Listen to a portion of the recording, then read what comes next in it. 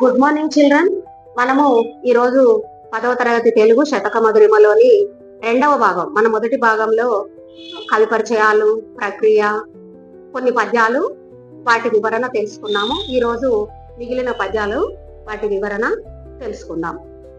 5వ పద్యం. హరిదాసులను నిందలాడకుండిన జాలు, సకల గ్రంథములు చదివినట్లు, భిక్షమీయంగా తప్పింపకుండిన జాలు, చేముట్టి దానంబు చేసినట్లు, మించి సజ్జనుల వంచింపకుండిన జాలు, నింపుగా బహుమానమిచ్చినట్లు, దేవాగ్రహారముల్ దీయకుండిన జాలు, కనక కంబపు గుళ్ళు కట్టినట్లు, ఒకరి వర్షాసనము ముంచకున్న చాలు, పేరు కీర్తిగా సత్రములు పెట్టినట్లు, భూషణ వికాస శ్రీ ధర్మపురి నివాస, దుష్ట సంహార నరసింహ దురిత దూర. ఇది నరసింహ శతకం.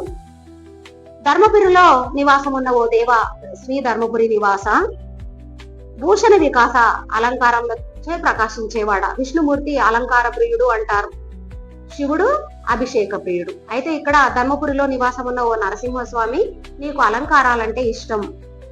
దుష్ట సంహార పాపులను శిక్షించేవాడా నరసింహ, ఓ నరసింహస్వామి. దురిత దూర పాపాలను దూరం చేసేవాడా. హరిదాసులను, విష్ణు భక్తులను నిందలాడకుండా, దూషించకుండా ఉన్నట్లయితే వాళ్ళు సరిపోతుంది. దూషించకుండా ఉంటే వాళ్ళు ఎలాంటి పుణ్యం చేసినట్లట? అన్ని పుస్తకాలు, భారత, భాగవత, రామాయణాది గ్రంథాలు చదివినంత పుణ్యం అంట. హరిదాసులను నిందించొద్దు, ఆ పుస్తకాలు చదివినట్లు. భిక్ష ఇయ్యంగన్ అవతలికి వ్యక్తికి ఇస్తూ ఉంటే తప్పింపకుండిన వాళ్ళని ఆపొద్దు, ఆపకుండా ఉంటే సరిపోతుంది. చేముట్టిన్ దానివల్ల ఏ విధంగా పుణ్యం కలుగుతుందట? చేతి పిడికిలతో దానం చేసినట్లు. అంటే ఎవరికైనా దానం ఇస్తుంటే వాళ్ళని ఆపొద్దు, ఆపితే ఏమైతుంది? పాపం తగులుతుంది.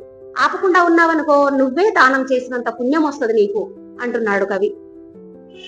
మించి అతిక్రమించి సజ్జనులను, మంచి వాళ్ళను, సత్ ప్లస్ జనులను వంచింపకుండిన, మోసగించకుండా ఉన్నట్లయితే చాలు, మోసగించొద్దు. ఇంపుగా ఆనందంగా బహుమతిని ఇచ్చినట్లు, అంటే మంచి వాళ్ళను మోసం చేయకుండా ఉంటే నువ్వే వాళ్ళకు బహుమతి ఇచ్చినంత పుణ్యం కలుగుతుంది. దేవాగ్రహారములు దేవతలకు ఇచ్చిన భూములు, తీయకుండిన వాటిని ఆక్రమించుకోవద్దు, ఆక్రమించకుండా ఉంటే చాలు. కనక కంబపు గుళ్ళు, బంగారు స్తంభాలతో గుళ్ళు కట్టినట్లే, మరొకరి యొక్క వర్షాసనమున్, వారికి సంవత్సరం కాలం బతకడానికి వచ్చే జీవన గాసాన్ని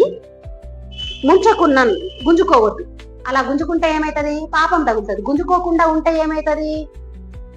చాలు. పేరు కీర్తిగన్, పేరు ప్రతిష్టలతో సత్రములను పెట్టినట్లు, నెలకొల్పినట్లు. అంటే ఎవరిదైనా సంవత్సర ఆదాయాన్ని మనము గుంజుకోవద్దు. అలా గుంజుకున్నట్లయితే ఏమైతుంది? పాపం తగులుతుంది.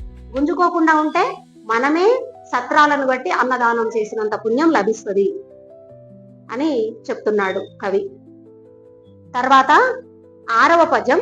గౌడవ్వాడగు వేడు త్యాగమయ దీక్షంబూని, సర్వం సహజన దైన్య స్థితి బోనడంచి, సకలాశాపేశలానంద జీవన సంభ్రంభము పెంచి, దేశ జనని ప్రాశస్త్యమున్ పంచునో అనిదం పూర్వ యశస్వి అతడగునన్న విశ్వనాథేశ్వర. విశ్వనాథేశ్వర శతకం. అన్నా విశ్వనాథేశ్వర, ఓ విశ్వనాథుడు అనే ఈశ్వరుడికి ఎన్నో నామాలు, ఎన్నో రూపాలు. అందులో విశ్వనాథుణ్ణి అడుగుతున్నాడు. వేడు ఎవడు? త్యాగమయ దీక్షను, త్యాగంతో కూడిన దీక్షను పూని తీసుకొని, సర్వం సహా భూమిపైనున్న జనుల యొక్క దైన్య స్థితి, దీనత్వాన్ని పోయేటట్లుగా చేసి, సకల సమస్తమైన ఆశ కోరికలతో, పేషల చక్కనైన, ఆనంద సంతోషమయమైన జీవన బ్రతుకులోని సంభ్రమమును, సంతోషాన్ని, ఉత్సాహాన్ని పెంపు చేసి, దేశ జనని దేశమాత యొక్క ప్రాశస్త్యమున్ గొప్పదనాన్ని పెంచుతాడో అవ్వాడు, ఆ ప్లస్ వాడు త్రికసంధి, అలాంటి వాడే గనుడవుతాడు, గొప్పవాడు అవుతాడు అని కవి చెప్తున్నాడు. ఓ విశ్వనాథేశ్వర, త్యాగంతో కూడిన దీక్షను పూని జనులందరి దీనస్థితిని రూపుమాపి, అందరికీ సుకుమారమైన ఆనందకర జీవిత సుఖాన్ని పంచి, మాతృదేశపు గొప్పతనాన్ని ఎవరైతే విశదపరుస్తారో వారే గొప్పవారవుతారు, అపూర్వమైన కీర్తిమంతులవుతారు అని చెప్తున్నాడు కవి. 7వ పద్యం చూడండి. పొత్తంబై కడునేర్పుతో హితమునుద్బోధించు మిత్రుండు సంవిత్తంబై ఒక కార్య సాధనమునన్ వెల్గొందు మిత్రుండు స్వాయత్తంబైన కృపానమయ్యరులనాహరించు మిత్రుండు ప్రోచిత్తంబై సుఖమిచ్చు మిత్రుండు దగన్ శ్రీలంక రామేశ్వర. మిత్రుడు ఎలా ఉంటాడో చెప్తున్నాడు. ఇది లొంక రామేశ్వర శతకం. సిరిగల లొంకలో వెలిసిన రామేశ్వర, ఓ రామేశ్వర స్వామి, మిత్రుడు స్నేహితుడు ఎలా ఉంటాడట అంటే పొత్తంబై పుస్తకం లాంటి వాడై, కడున్ మిక్కిలి నేర్పుతోటి నైపుణ్యంతో, హితమున్ మంచిని బోధిస్తాడు. మిత్రుడు స్నేహితుడు సంవిత్తంబై విలువైన ధనమై, మన దగ్గర అప్పటికప్పుడు మన జేబులో ఉన్న ధనం లాగా ఒక కార్య సాధనమునన్ ఒక కార్యాన్ని సాధించడంలో వెల్గొందున్ ప్రకాశిస్తాడు. స్వాయత్తంబు అయినా తనకు స్వాధీనమైన కృపానమై ఖడ్గము వంటి వాడై అరులన్ శత్రువులను ఆరగిస్తాడు, సంహరిస్తాడు. మిత్రుడు స్నేహితుడు తగు విధంగా ప్రోచిత్తంబై నిండు మనస్సు కలవాడై సుఖాన్ని ఇస్తాడు. భావం: శ్రీలొంక రామేశ్వర, మిత్రుడు పుస్తకం మాదిరిగా మిక్కిలి నేర్పుతో హితాన్ని బోధిస్తాడు. కార్యాన్ని సఫలం చేయడంలో విలువైన ధనం వలె ఉపకరిస్తాడు. స్వాధీనమైన కత్తిలా శత్రువులను సంహరిస్తాడు. నిండు మనస్సై సుఖాన్ని ప్రసాదిస్తాడు. మిత్రుడు ఎలా ఉంటాడో కవి దీంట్లో వివరంగా చెప్పాడు. 8వ పద్యం చూడండి.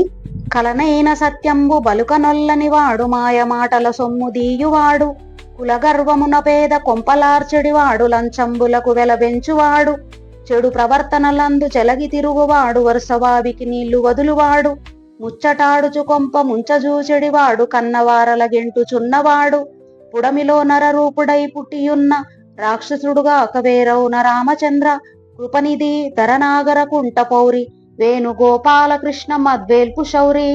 కృపనిధి, ఓ దయకు నిధి అయిన వాడా, ధరన్ భూమండలంలో, నాగరకుంట పౌరి, నాగరకుంట అనే నగరంలో వెలిసినవాడా, వేణుగోపాలకృష్ణ, వేణువు నువ్వుదే ఓ కృష్ణ, మత్ అంటే మా యొక్క, వేల్పు నా దైవమా, శౌరి ఓ శ్రీకృష్ణ, కలలోనైనా సత్యంబు నిజాన్ని, పలుకన్ మాట్లాడడానికి, ఒల్లనివాడు ఇష్టపడనివాడు,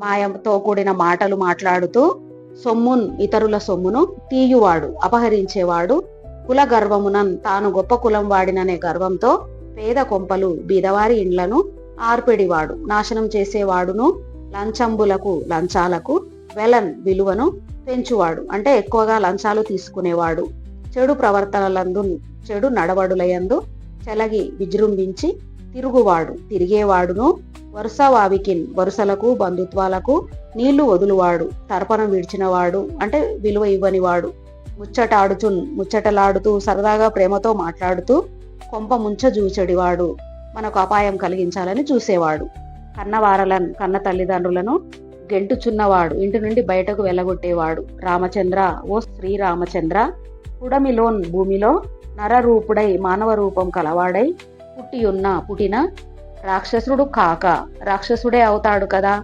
దయకు నిధి అయిన ఓ నాగరకుంట నగరంలో వెలిసిన వేణుగోపాలకృష్ణ, నా దైవమా రామచంద్ర, కలలో కూడా సత్యాన్ని పలకడానికి ఇష్టపడనివాడు, మాయ మాటలు చెప్పి ఇతరుల సొమ్ములను అపహరించేవాడు, కులగర్వంతో పేదవారి ఇళ్లను నాశనం చేసేవాడు, లంచాలకు విలువను పెంచేవాడు, చెడు ప్రవర్తనతో సంచరించేవాడు, వావి వరుసలకు విలువ ఇవ్వనివాడు, నవ్వుతో మాట్లాడుతూనే ఎదుటివాడిని నాశనం చేయాలని అనుకునేవాడు, తల్లిదండ్రులను ఇంటి నుండి వెళ్ళగొట్టేవాడు, ఈ భూమి మీద మానవ రూపంలో ఉన్న రాక్షసుడే కదా అని చెప్తున్నాడు కవి. తాత్పర్యాలు చూద్దాం. సర్వేశ్వర, నీ పూజ చేసేటప్పుడు మొదటి పుష్పం సత్యం, రెండవ పుష్పం దయ, మూడవ పుష్పం మిక్కిలి విశిష్టమైన ఏకాగ్రత. ఇది భక్తి యోగ విధానం. ఈ 3 పుష్పాలు లేని పూజలను నీవు అంగీకరించవు కదా. 2. శ్రీకాళహస్తీశ్వర, తినడానికి అడిగితే ఎవరైనా ఇంత భిక్షం పెడతారు, నివసించడానికి గుహలున్నాయి, వస్త్రాలు వీధుల్లో దొరుకుతాయి, తాగడానికి నదుల్లో చల్లని అమృతం వంటి స్వచ్ఛమైన నీరు దొరుకుతుంది, తాపసులను కాపాడటానికి నీవున్నావు, అయినా ఈ ప్రజలు రాజులను ఎందుకు ఆశ్రయిస్తారో తెలియదు. 3. నీతిలో బృహస్పతి అంతటి వాడవైన ఓ సురభి మల్ల, తలవంచి గురువు పాదాలకు నమస్కరించేవాడు, దానగుణం కలిగినవాడు, చెప్పే విషయాన్ని శ్రద్ధగా వినేవాడు, సత్యవ్రతుడైనవాడు, భుజబలంతో విజయాలను పొందేవాడు, మనస్సు నిండా మంచితనం కలవాడైన పండితుడు, సంపదలు లేకున్నా ప్రకాశిస్తాడు. 4. దశరథుని కుమార దయాసముద్రినివైన ఓ రామ, నీవు యుద్ధరంగంలో శత్రు భయంకరుడవు, దుఃఖాలు పొందేవారి పాలిట బంధువువు. కాంతిమంతమైన బాణాలు, అమ్ముల పొది, కోదండమును కలిగి ప్రచండ భుజతాండవంతో ధనుర్విద్యా కళలో కీర్తి పొందిన నీకు సాటి వచ్చే దైవం మరొకరు లేరని మదించిన ఏనుగు నెక్కి డంకా మోగిస్తూ భూమండలమంతా వినపడేటట్లు చాటుతాను. 5. అలంకారాల చేత శోభిల్లేవాడా, ధర్మపురి క్షేత్రంలో వెలిసినవాడా, దుష్టులను సంహరించేవాడా, పాపాలను దూరం చేసేవాడా, నరసింహ, విష్ణు భక్తులను నిందించకుండా ఉంటే చాలు. అనేక గ్రంథాలను చదివినట్లు భిక్షమిచ్చే వారిని ఆపకుంటే చాలు, అది దానము చేసినట్లే. సజ్జనులను మోసం చేయకుండా ఉంటే చాలు, గొప్ప బహుమతినిచ్చినట్లే. దేవతా మాన్యములను ఆక్రమించకుండా ఉంటే చాలు, బంగారు ధ్వజస్తంభంతో కూడిన గుడి కట్టించినట్లే. ఇంకొకరి వర్షాసనాన్ని 1 ఏడాదికి సరిపడే భోజనాన్ని ఉంచకుంటే చాలు, తన పేరుతో సత్రాలు కట్టించినట్లే అవుతుంది. 6. విశ్వనాథేశ్వర, త్యాగంతో కూడిన దీక్షను పూని జనులందరి దీనస్థితిని రూపుమాపి అందరికీ సుకుమారమైన ఆనందకర జీవిత సుఖాన్ని పంచి మాతృదేశపు గొప్పతనాన్ని ఎవరైతే విషదపరుస్తారో వారే గొప్పవారవుతారు, అపూర్వమైన కీర్తిమంతులవుతారు. 7. ఓ లొంక రామేశ్వర, మిత్రుడు పుస్తకం మాదిరిగా మిక్కిలి నేర్పుతో మంచిని బోధిస్తాడు, కార్య సఫలతలో విలువైన ధనం వలె ఉపకరిస్తాడు, శత్రునాశనంలో స్వాధీనమైన కత్తి వలె సహాయపడతాడు, నిండు మనస్సై సుఖాన్నిస్తాడు. 8. దయకు నిధి వంటి వాడా, నాగరకుంటపురమునందు కొలువైనవాడా వేణుగోపాలకృష్ణ, నా దైవమా శౌరి, కలలో కూడా సత్యాన్ని పలకడానికి ఇష్టపడనివాడు, మాయమాటలు చెప్పి ఇతరుల సొమ్ము అపహరించేవాడు, కులగర్వంతోటి పేదవాండ్ల ఇండ్లను నాశనం చేసేవాడు, లంచాలకు విలువను పెంచేవాడు, చెడు ప్రవర్తనతో తిరిగేవాడు, వావి వరుసలను పాటించనివాడు, నవ్వుతూ ముచ్చట్లాడుతూనే ఎదుటివాడిని నాశనం చేయాలని అనుకునేవాడు, తల్లిదండ్రులను ఇంటి నుండి వెళ్ళగొట్టేవాడు, ఈ భూమి మీద మానవ రూపంలో ఉన్న రాక్షసుడే. ఈ విధంగా మనం శతకమధురిమ పాఠాన్ని పూర్తి చేసుకున్నాము. తర్వాతి వీడియోలలో మనం పద్యాలు, ప్రతిపదార్థాలు, భావాలు, ప్రశ్న జవాబులు, పదజాలం, వ్యాకరణాంశాలు తెలుసుకుందాం. ఈ ఛానల్ని సబ్స్క్రైబ్ చేసుకోండి, ఫాలో అవ్వండి. Thank you for watching.